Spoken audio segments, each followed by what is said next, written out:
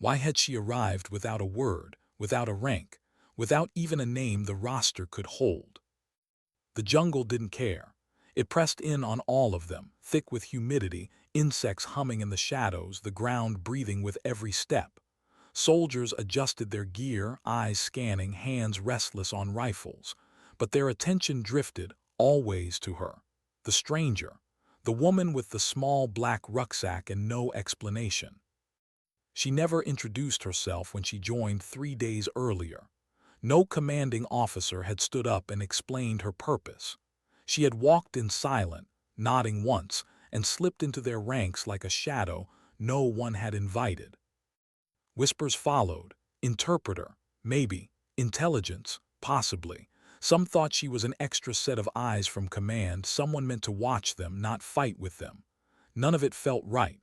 None of it fit the way she carried herself, calm, unreadable, a stillness that didn't belong in a place where every man was already on edge. They noticed what she didn't do. She didn't brag, didn't offer stories, didn't even ask for a radio. She simply walked, quiet, her gaze always drifting upward, into the tree line across ridges, toward distances the rest of them never thought to check. That night when the ambush came, silence ended. Gunfire cracked through the humid dark, sudden and vicious. Tracers split the canopy, explosions of sound rattling in every direction. Men hit the ground hard, some shouting, some silent. The jungle lit up with chaos.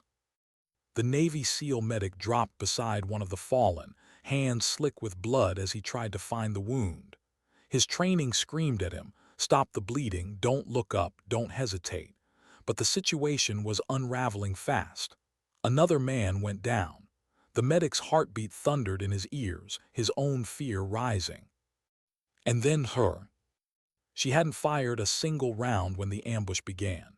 Instead, she moved differently, low, fast, dragging the wounded out of open fire, laying them down in cover.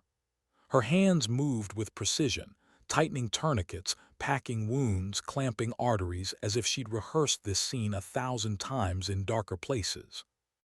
The medic froze for half a second just watching her, not because of her speed, though it was unmatched, but because of her eyes. They weren't wide with panic like his. They weren't frenzied like the others. They were steady, almost detached, as if she had long ago made peace with moments like this. When the gunfire finally broke, when the enemy melted back into the night, the jungle exhaled again. Smoke, gunpowder, and the damp smell of earth hung heavy. Soldiers groaned on the ground. Some lived, some didn't. The medic sat back on his heels, blood smeared across his arms, breath ragged. He turned, his voice low, shaky but steady enough to form the question that had been clawing at him. "Where the hell did you learn to move like that?" She didn't look at him. Her hands kept working on a bandage, tightening it with slow, unshakable control. Her answer came in a whisper, quiet, almost swallowed by the night. "Ghost Division, 3,400-meter record." The medic froze. The words fell like a stone into the silence, rippling out in ways only he understood. To the others, it sounded like nonsense, but to him, it was thunder. Ghost Division. He had heard the name only in fragments, half stories passed in whispers between units, rumors dismissed as fantasy. Soldiers who disappeared into a program no one admitted existed. A place where ordinary training ended and something far darker began. And a 3,400-meter record. That wasn't just distance. That was the impossible. A shot that belonged to myths, not missions. A sniper's dream buried in a nightmare of math, patience, and obsession. His blood-stained hands hovered in the air, trembling slightly. He stared at her, trying to reconcile what he had just heard with the woman in front of him. Quiet, tired, ordinary in appearance, and yet not ordinary at all. He wanted to ask more. He wanted to demand answers. But then her eyes lifted, catching his. Not cold, not cruel, but heavy, tired in a way that spoke of weight no one else carried. And in that instant he understood, pressing her wouldn't give him answers. It would only expose wounds older than anything they faced tonight. So he stayed silent. The next day the team pressed deeper into the jungle. She walked with them, same silence, same steady scanning of trees and ridges. No stories, no slips, no signs of weakness, just presence. But the medic couldn't let go of her words.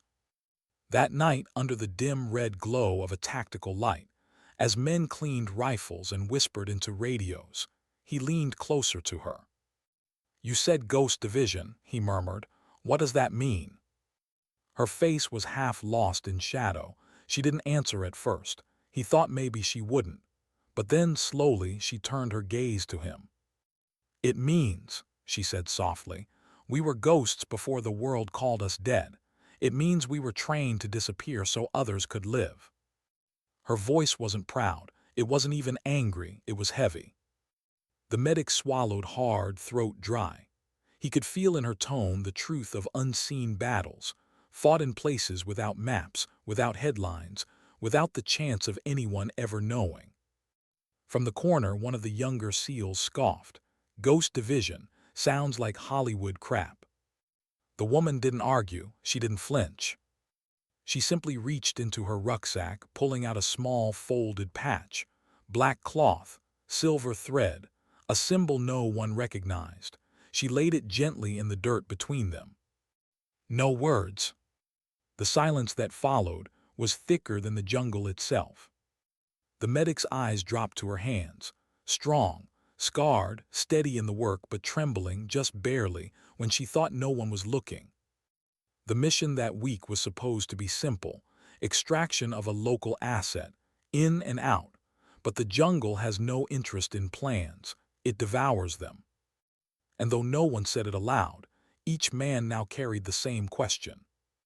Who was she really? And what did it mean? That their lives were now tethered to the shadow of someone who once belonged to the ghosts. Why didn't she flinch when the firefight erupted again? It came on the fourth night, sudden and brutal. The jungle lit with muzzle flashes, gunfire tearing the air apart. Shouts broke out, orders half heard, bodies diving into the mud. The units scattered into cover, hearts pounding in rhythm with the chaos. The medic dragged a wounded SEAL behind a fallen trunk, pressing hard into a bleeding shoulder.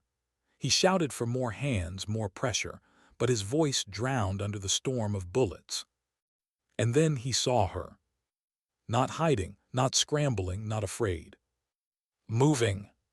She slid through the dark like smoke, her rifle an extension of her body. One shot.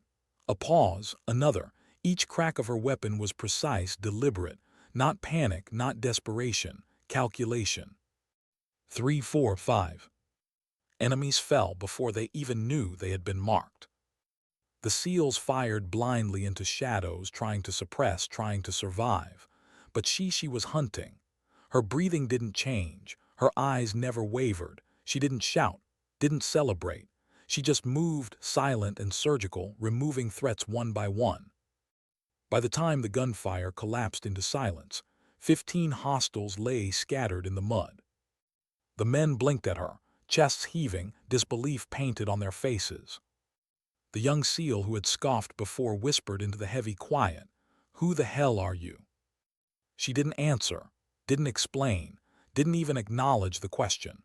She simply reloaded her rifle with a steady rhythm, then turned to the medic.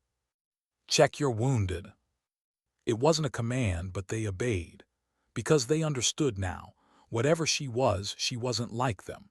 And in that difference was a kind of authority no rank could bestow. The next morning, when the mist curled low and pale across the jungle floor, the medic found her sitting alone on a rock, sharpening her blade with slow, careful strokes. "You don't belong here," he said quietly. She paused. The scrape of steel on stone hung in the air. "I never belonged anywhere," she answered. The words struck deeper than he expected. For the first time, he saw her not just as a soldier, not even as a ghost. He saw her as something else, someone shaped by forces too heavy for anyone to carry alone. He wanted to ask what she meant, but he held it back. He was beginning to learn. Her truths came rarely and only when she chose. That afternoon, the world collapsed again. The extraction point gone, compromised. Enemy patrols flooding the area faster than they could reposition.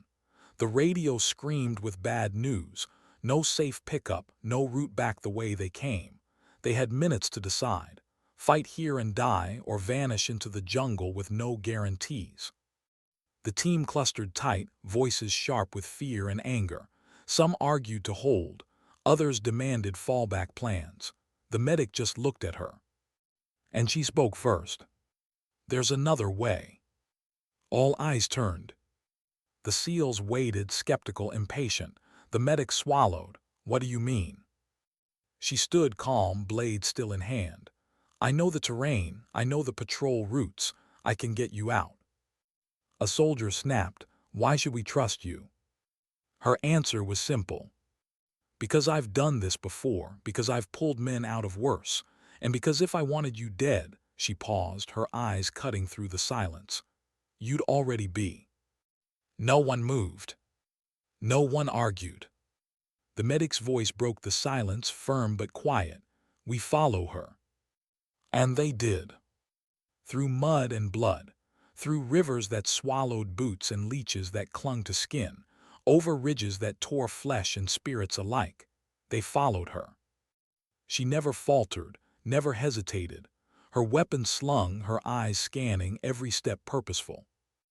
And when danger came, when gunfire erupted or shadows stirred, she was there first. Not reckless, not loud, but unyielding.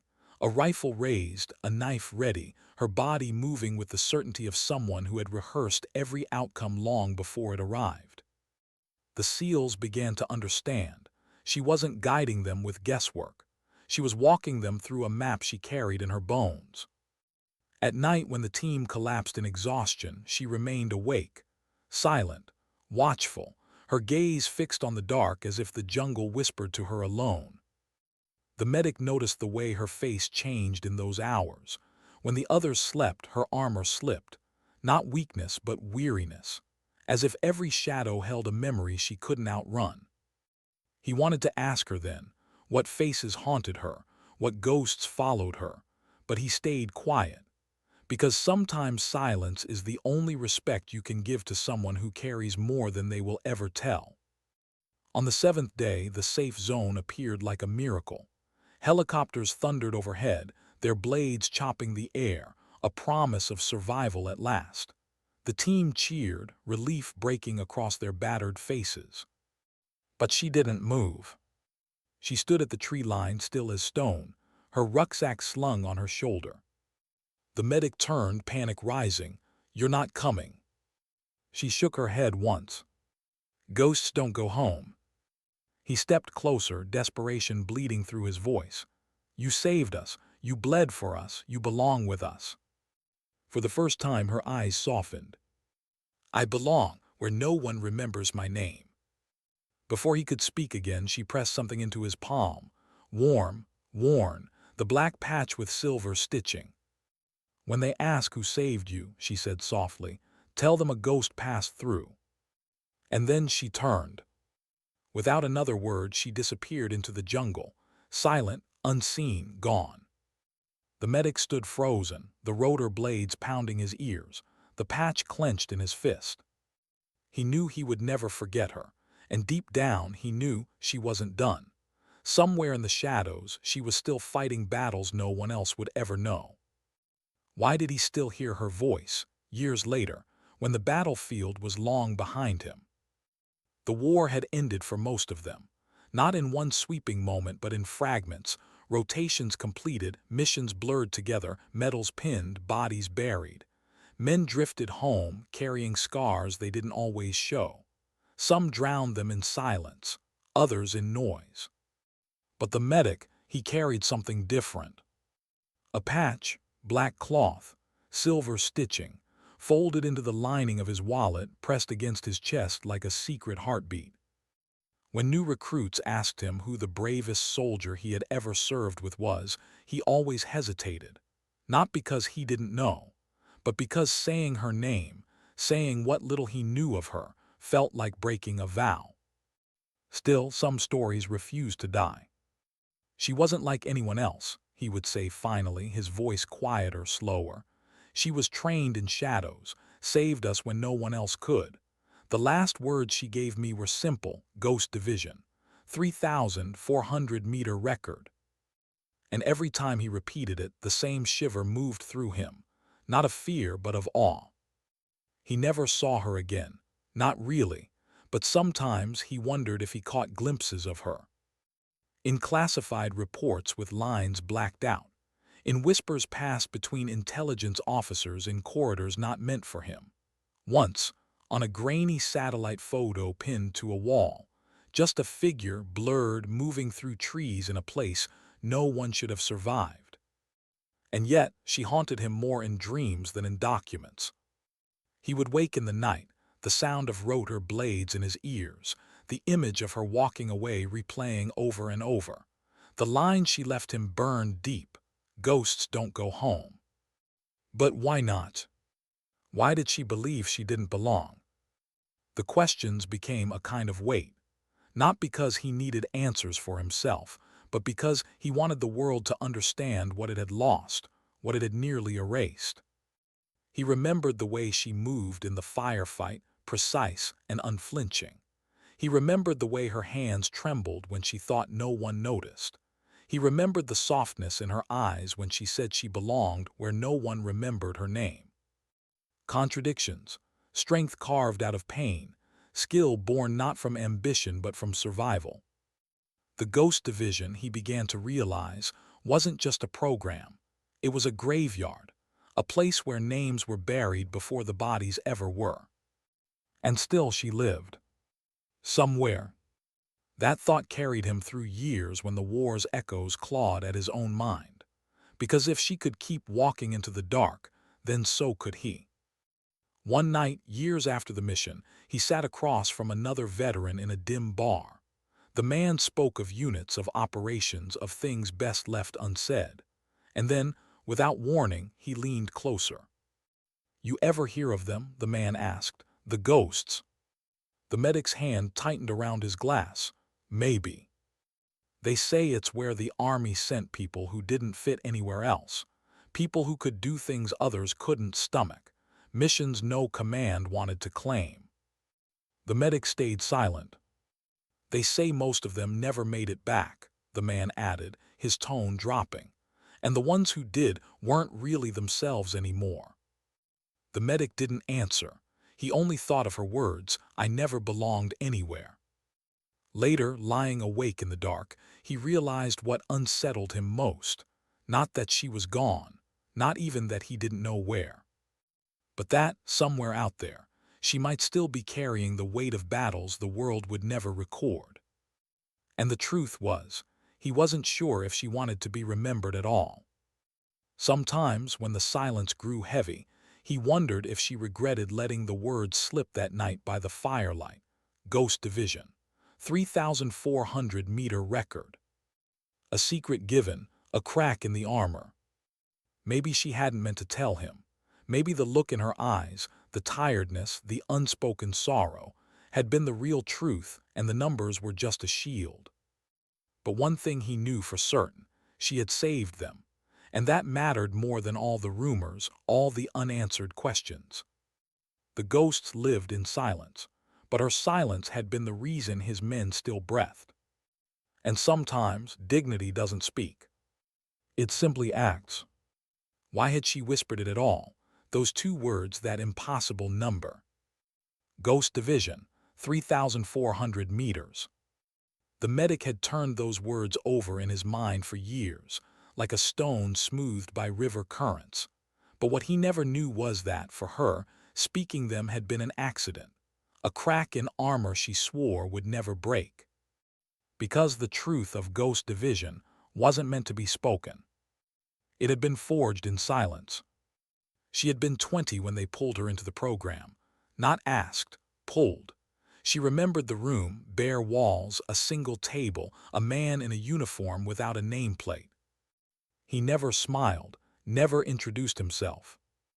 "You're being reassigned," he said flatly, "effective immediately." She tried to ask reassigned to what? His eyes cut through her like glass. From here on, you don't ask questions. You disappear when told. You resurface when called. She should have refused, should have walked away. But something in her had already been running from the world, running from losses she never spoke aloud. And so, when they gave her a new identity, she didn't fight. The training wasn't like anything she'd known. There was no graduation day, no ceremony, no pride, just endurance. Endless days stretched into nights cold and punishing, sleep withheld until her body betrayed her, hunger sharpened into hallucinations, tasks repeated until she broke, then repeated again. They stripped them of names, stripped them of history. "We are not here to make you soldiers," one instructor hissed in the dark. "We are here to unmake you. What survives will not be human, it will be ghost."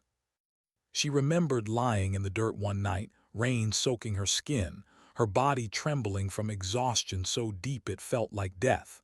And beside her, another recruit whispered hoarsely, "They don't want us to live. They want us to vanish."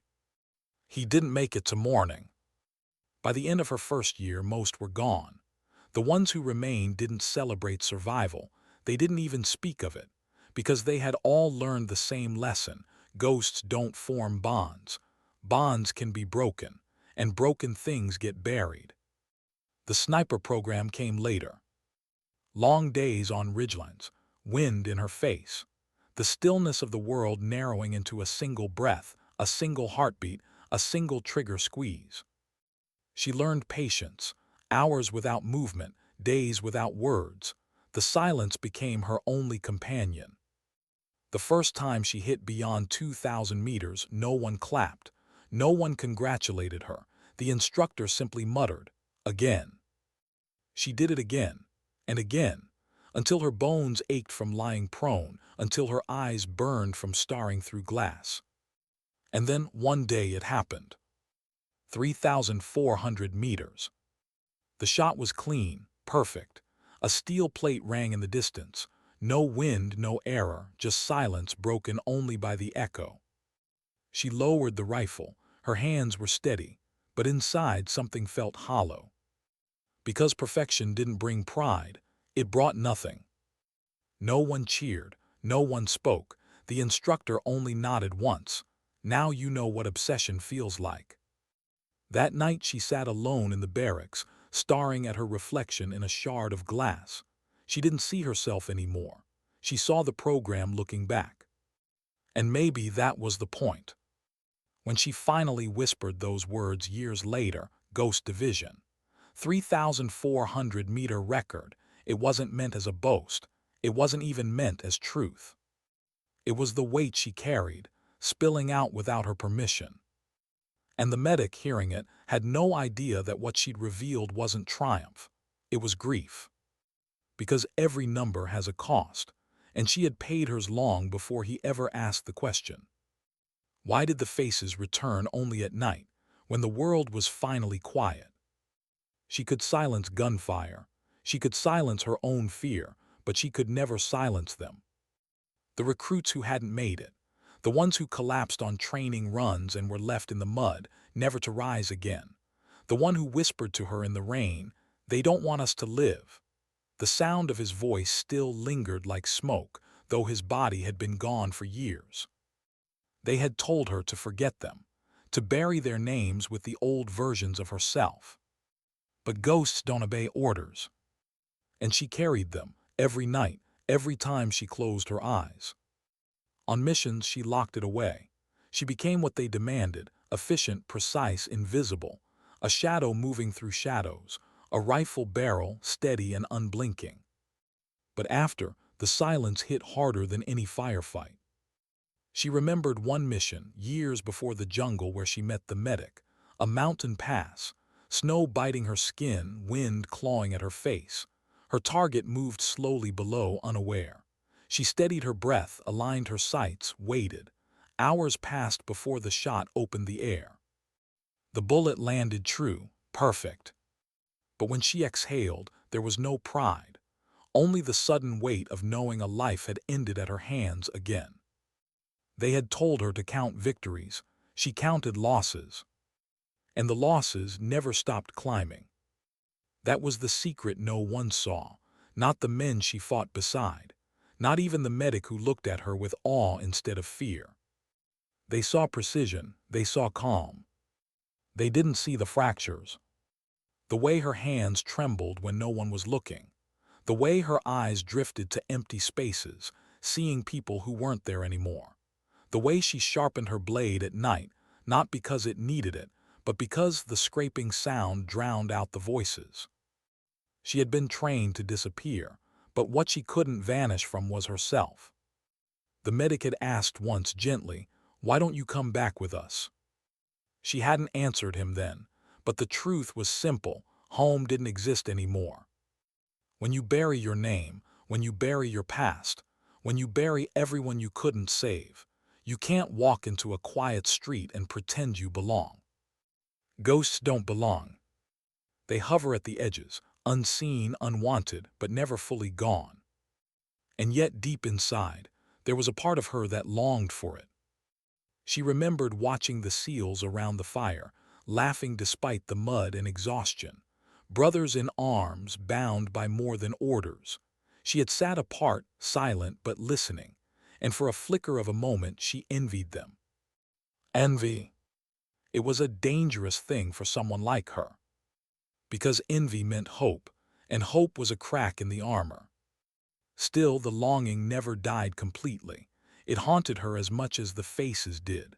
The question she never spoke aloud: what if I had walked away when they first came for me?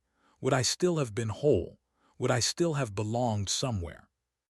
But she never let herself chase the answer. Instead, she lived as she had been made, an instrument, honed and unyielding. The medic saw pieces of it, enough to know she carried more than steel, enough to recognize the human beneath the ghost. But even he never saw the whole truth. He never saw how every mission, every bullet, every night awake under foreign skies only deepened the wound she never let heal. And maybe that was why she whispered it to him that night: Ghost Division, 3,400-meter record. Not to impress, not to warn, but because part of her wanted at least one soul in this world to know she had once existed, that she wasn't only a shadow, that once she had been human. And even as she vanished back into the jungle, leaving him with nothing but a patch and a story, a part of her wondered if perhaps that was enough. Because sometimes, survival isn't about finding peace. It's about making sure someone, anyone, remembers you were ever there at all. Why couldn't he let it go? The war was over. He had patched more wounds than he could count, buried more brothers than he wanted to remember. He had a home now, walls and a roof and a bed that didn't shake with rotor blades. People told him he should be grateful, alive, whole. But he wasn't whole, not really. Because every night, when the quiet pressed in, he thought of her. The woman with no name, the ghost who saved them, the one who disappeared into the jungle like smoke, leaving him with nothing but a patch clenched in his fist. He told himself he should move on, that chasing shadows was no way to heal. But the truth was he couldn't. So he started looking. It began small, questions whispered in bars where soldiers gathered. You ever hear of Ghost Division? Some laughed, some stared at him like he was drunk. A few looked away, silent, their eyes giving away more than their mouths ever would. One old ranger snorted into his glass. Ghost Division, that's just a story, brother. A boogeyman we tell recruits when they start thinking they're invincible. But later, as the medic stood to leave, the same ranger grabbed his arm. His voice dropped to a rasp. Don't keep asking about them. People who go looking for ghosts don't always come back. The warning only made him dig deeper. He combed through old records, classified files, memos half redacted.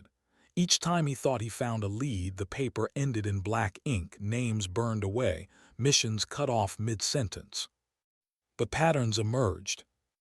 Operations with no official units listed, casualties with no enemy confirmed, successes with no medals awarded. And always in the margins the same quiet whispers, a presence, an unnamed element. Ghosts. He pieced fragments together until a shape began to form, not clear, not whole, but undeniable. They had existed, maybe still did. And if that was true, then she was still out there. The thought struck him harder than he expected, the idea that she hadn't vanished completely, that somewhere in the shadows she was still walking, still carrying the weight. He wondered if she remembered him. He wondered if she regretted telling him what she did. One night he sat with a retired intelligence officer in a smoke-filled back room. The man had the kind of eyes that never softened, not even in old age. The medic leaned forward. "Did you know them, Ghost Division?" The man said nothing at first. Then he poured himself a drink, his hand steady despite the years. "I knew of them," he said at last. "Not much more than anyone else. They weren't official, not really. They didn't belong to a flag, didn't belong to a chain of command." "Then who did they belong to?" the medic pressed. The officer looked at him for a long time. "No one and everyone." He frowned. "That doesn't make sense." "Doesn't have to, that's the point. They were useful until they were. Then they disappeared, ghosts like the name says." The medic hesitated, but why keep it secret? The officer sipped his drink, eyes narrowing. "Because the world doesn't like what it sees in the dark, and some people aren't meant to come home." The medic's chest tightened. The words echoed her own, "Ghosts don't go home." He almost asked about her, about the woman with the patch, the record, the eyes too tired for her years. But something in the officer's stare stopped him.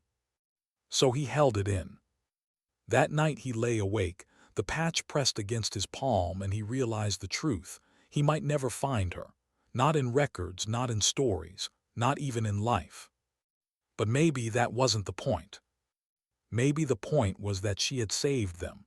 Not for recognition, not for medals, but because that was who she was. And maybe his task wasn't to find her. Maybe it was to carry her memory forward, to make sure she didn't vanish completely. Still, the question never left him.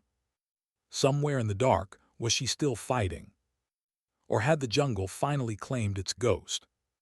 Why did the rumors always circle back to her? Years had passed, but the world of soldiers and shadows was small.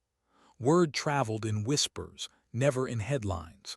And somehow, no matter where the medic went, no matter which veteran he spoke to, fragments of her surfaced again. Not her name, never her name. But patterns. In Syria, a convoy ambushed in a valley. Enemy fighters dropped before they reached their positions. Official reports listed air support, but the men on the ground swore no jets came. Only a single rifle, far beyond the range anyone thought possible. In South America, a hostage rescue gone sideways. Locals whispered about a woman moving through the tree line, her face unseen, her presence fleeting. Prisoners freed. No unit claimed responsibility. In Africa, a rebel camp dismantled overnight. No airstrikes, no troops, just the quiet hum of something unseen in the dark. Survivors spoke of La Sombra, the shadow. The medic listened, his chest tightening with every story. Could it be her? Or was it just the kind of myth soldiers build, when they need to believe in something greater than themselves? One night, sitting with a younger SEAL who had joined years after his time, he heard it again. "They say there's someone out there, a woman. No unit patch, no call sign, doesn't talk much, just shows up when things are bad. People call her the ghost sniper." The medic's throat tightened. He said nothing, but later that night, in the quiet of his home, he pulled the black patch from his wallet. Silver stitching caught the lamplight, faint but sharp. Was it her? Or just the echo of her? The line blurred in his mind. Because maybe it didn't matter if she still walked the earth. Maybe what mattered was that her shadow remained, moving through others, shaping stories, becoming legend. And yet deep inside, He wanted to believe. He wanted to believe that she hadn't been swallowed by the dark, that she was still out there, fighting battles no one else could. But the truth gnawed at him. He remembered her eyes, the weariness, the tremor in her hands when she thought no one noticed, the admission she'd let slip, "I never belonged anywhere." How long could someone live like that? How long before the silence became too heavy, the ghosts too loud? He didn't know. And maybe he didn't want to. Because if she was still alive, she was still suffering, still carrying, still alone. And if she was, then she had finally laid her burdens down. Either way, she remained what she had always been, unseen, unnamed, unclaimed. The medic leaned back, staring at the patch, his voice barely a whisper in the dark. "You deserved better. You deserved to come home." The words echoed back at him, empty but true. And yet he knew, if she had been there, standing in the doorway, she would have said the same thing she had said to him once before. Ghosts don't go home. And maybe that was the truest answer of all. Why did he still wait for her shadow at the edge of every crowd? Years had turned to decades. His hair grayed, his body slowed, but one thing never faded: the memory of that jungle, the thunder of helicopters, and the sight of her vanishing without a sound. He carried her patch still, black cloth, silver thread, worn from the press of his hand, not because he believed she would return for it, but because it was proof she had ever been real at all. Sometimes he wondered if he'd imagined her, if exhaustion and fear had conjured her into being, a myth born of desperation. But then he would remember her eyes, steady, heavy, human. No myth carried that kind of sorrow. And so, when young soldiers asked him again and again, "Who was the bravest you ever served with?" he never spoke her name because he had none.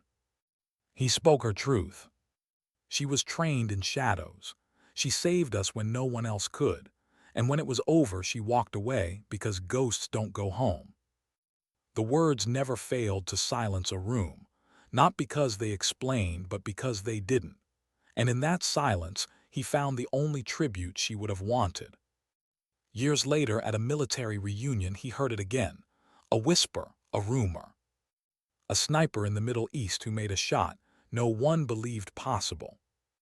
A woman moving through the chaos of a collapsed city, guiding children to safety.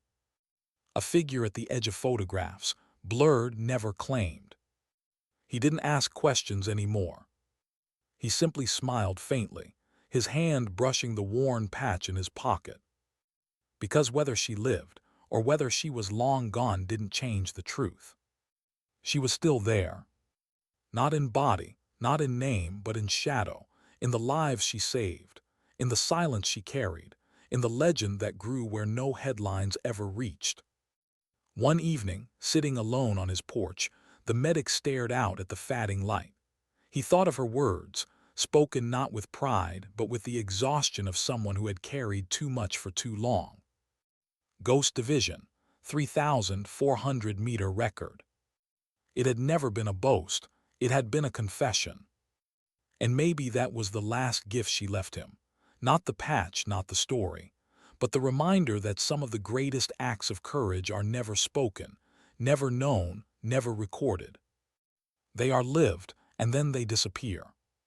The sun dipped, the world turning gold and quiet. And he whispered into the stillness, not sure if the wind would carry it to wherever she might be, alive, gone, or something in between. Sometimes dignity doesn't speak, it simply acts. The words settled like a prayer. And for the first time in years, he felt at peace.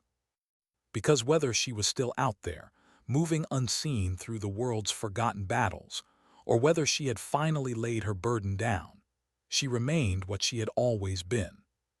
A ghost, but a ghost who saved them all.